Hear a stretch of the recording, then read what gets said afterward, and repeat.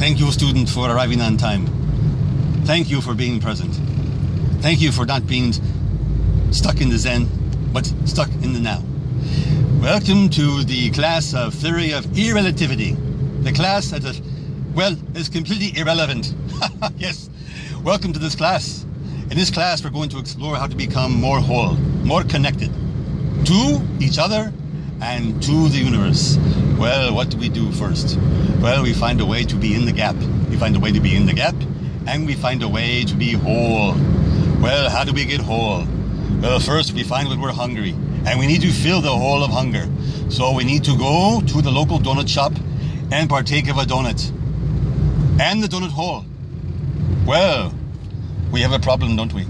We find that we've eaten the whole donut, and we've eaten the whole donut hole. Therefore, we are too whole. We are all too big and too whole. We are too full of wholeness, full of BS wholeness. Well, we must discover now we have no donut, we have no hole. We don't know who we are because we're too whole. We're too big. How do we become disconnected from this wholeness? Well, we must find a way to be connected together. How do we do that? Well, we go to the local Levi shop and we try a pair of Levi's, preferably the 501s, in the Gap. Now, we found the Levi's at the Gap store. We are now standing in the gap of time and space, and we find that we're too big, we're too whole. We must lose this wholeness for a short time because we're too fat.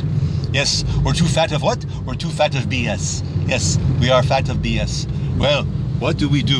Well, we find ourselves again in this class of irrelativity, trying to find a way to be whole and connected to each other and the universe at large. Oh, it's large. Yes, it's large.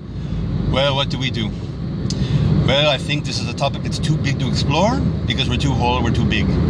So I propose that we meet next week in class 202, the time 3:03, and we'll discover more of the universe, connectivity, and irrelativism.